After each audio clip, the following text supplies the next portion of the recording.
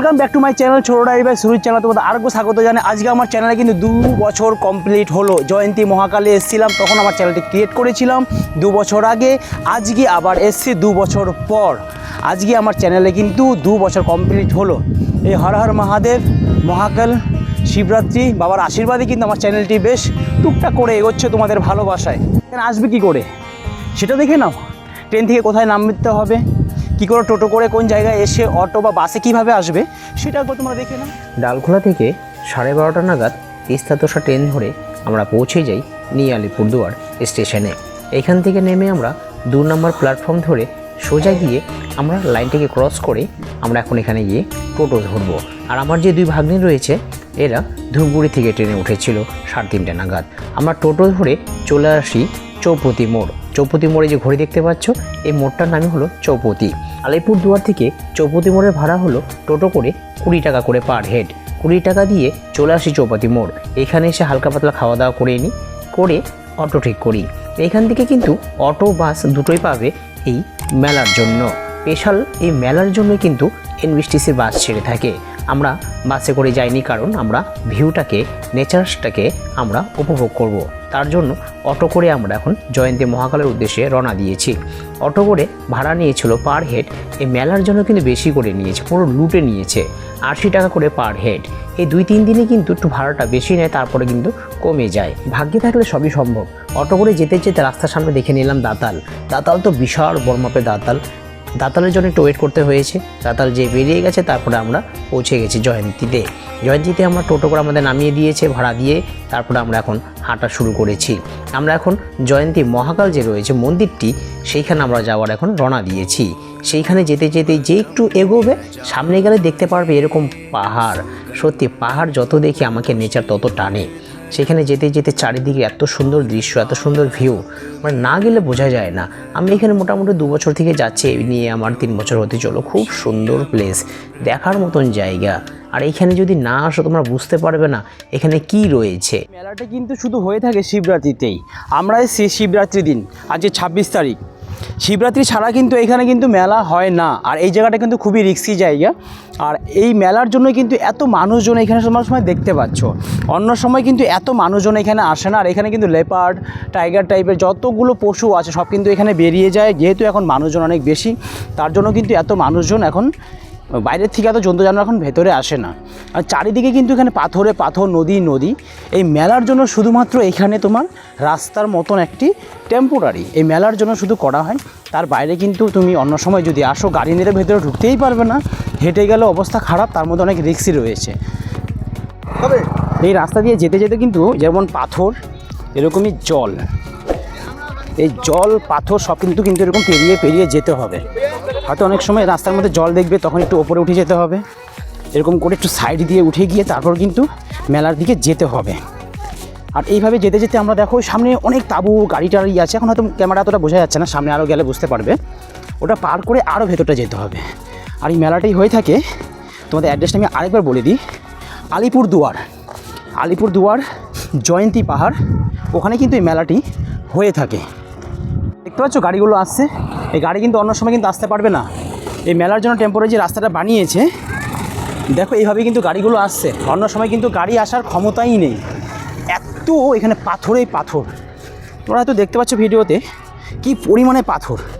এই পাথর পেরিয়ে যেতে হবে। আর এখানে ফটোশ্যুট করার তো কোনো অভাব নেই। এখানে যখন আসবে তখন ফটো ফটো ফটো, হয়তো তোমার 10 মিনিটের রাস্তা 1 ঘন্টা লাগবে যেতে, এত ফটোশ্যুট করতে পারবে। গত 2 বছর আগে আমরা যখন এসেছিলাম, অন্য কেউ এসেছিলাম, অন্য বন্ধুবান্ধব ভাই বোনেরা ছিল, সরি বোন না ভাইয়েরা ছিল।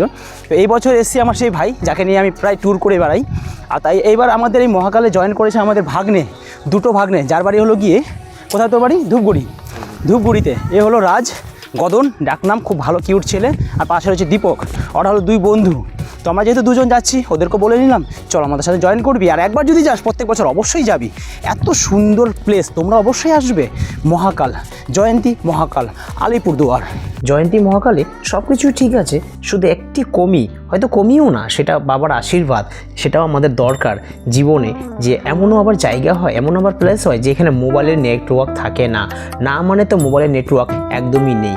আমরা এইভাবে হাঁটা চলা শুরু করেছি, যেতে যেতে সামনে কিন্তু পৌঁছে গেছি মহাকাল মন্দিরের সামনেই, আর কিছুটা গেলে কিন্তু মন্দিরের দর্শন আমরা পেয়ে যাব। এইভাবে কিন্তু দেখো মহাকাল মানে যত ভান্ডারা রয়েছে, এইখানে ভান্ডারার অভাব নেই। ভান্ডারা মানে যেখানে তোমার খাওয়া দাওয়া দেওয়া হয়, এখানে কিন্তু 24 ঘন্টা, এই 3-4 দিন যে মেলাটা থাকে এখানে কিন্তু 24 ঘন্টা খাওয়া দাওয়া সব ফ্রি, কোনো টাকা পয়সা লাগবে না। আর খাবারের মধ্যে অনেক কিছু রয়েছে। আমাদের প্রচণ্ড খিদে পেয়েছিল, এবার যেই প্রথম ভান্ডারটা যেটা পেয়েছি সেটাই গিয়ে আমরা খাওয়া দাওয়া শুরু করে দিয়েছি।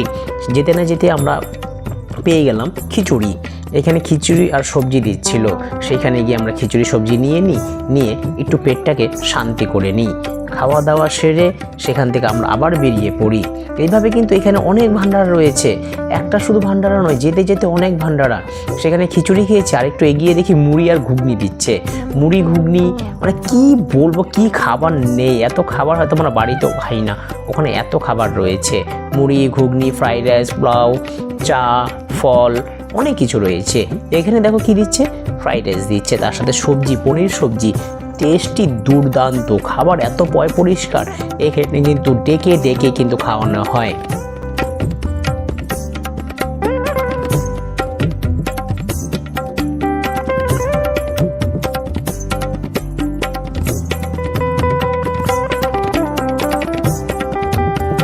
মন্দিরের দিকে যত এগোচ্ছি ততই দেখি ভান্ডার। এখানে দিচ্ছে লুচি, সবজি, পায়েস, কি নেই, দুর্দান্ত খাবার।